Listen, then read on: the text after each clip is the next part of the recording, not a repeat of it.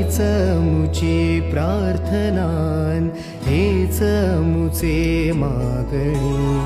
माणसाने माणसाशी माणसा सम वागणे.